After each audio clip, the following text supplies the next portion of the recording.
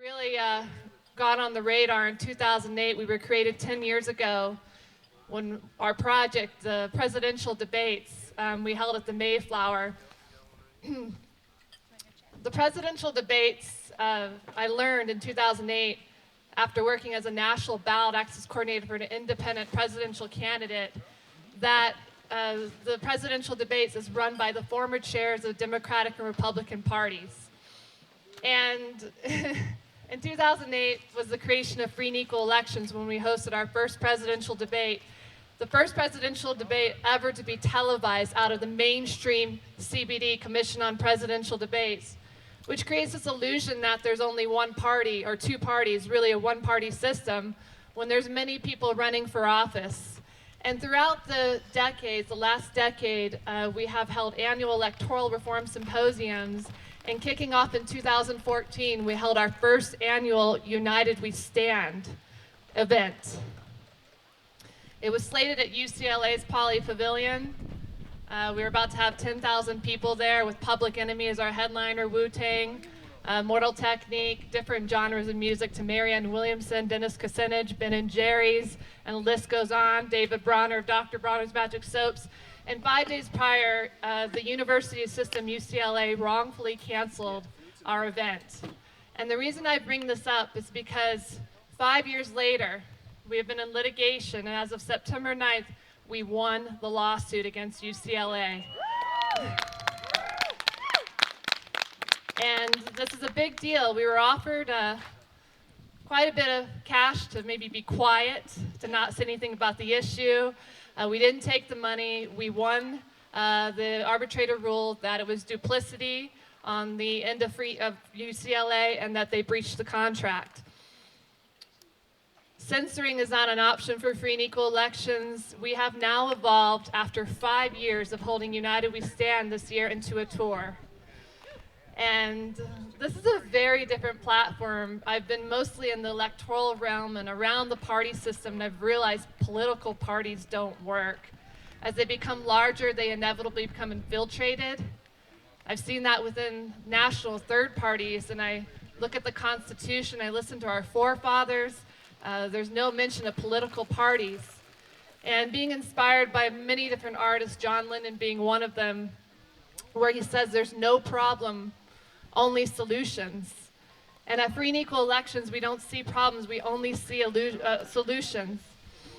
And this is a very special stop. I wanted to let you all know that on the first stop of our tour in April, we were at Fort Wayne, Indiana, at Earth Week, supporting a group called Plowshares to support people growing food in their local communities. And there's where I met our artist, Tara Green, that will be performing today. She's flew in from Oregon. She's one of our artists on the United We Stand tour. Also met Josiah Helland. He'll be also, I feel with United We Stand, I've learned from the organizers of Standing Rock that it's important to come from a place of prayer, not politics. And United We Stand, as a 501c3 nonprofit, we come from a place of prayer. And so we welcome Josiah Helland and his beautiful flute. He's a 360 musician, makes his own flutes, knows the history of flutes and plays them. Will be also giving a Lakota healing prayer.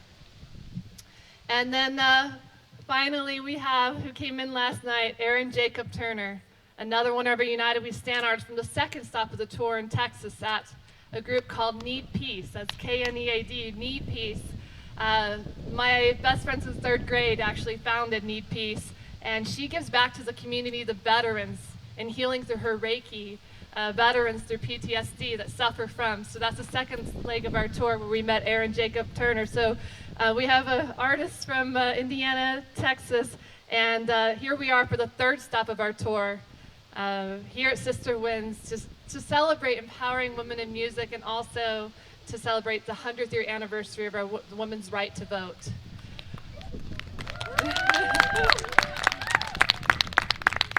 Our fourth stop will be October 19th in Dexter, Oregon at an eco village, Lost Valley Eco Village, and Tara Green, one of our artists here, will be organizing that October 19th through 20th.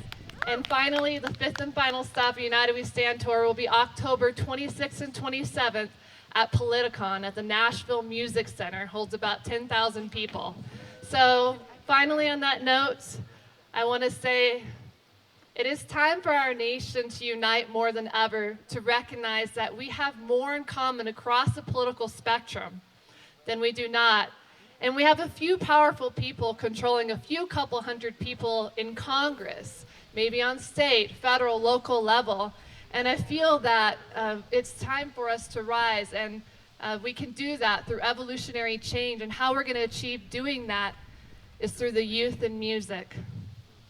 So we'll be launching into 2020 our blockchain election system app. The blockchain ledger, I feel, is what's going to evolutionize our voting system and bring about political transparency. In that app, it will list all the people running for office, DSRs, third parties, independents that can no longer hide behind big money. I see independents rising. They are the game changers. There's more independent voters than there are Democratic, Republican. It's time to peacefully rise and replace the people in office with all types of people, all ages, all races, all genders. So thank you. Welcome to United We Stand artists. I'm so happy to have you here. Thank you for your devotion and dedication, and enjoy.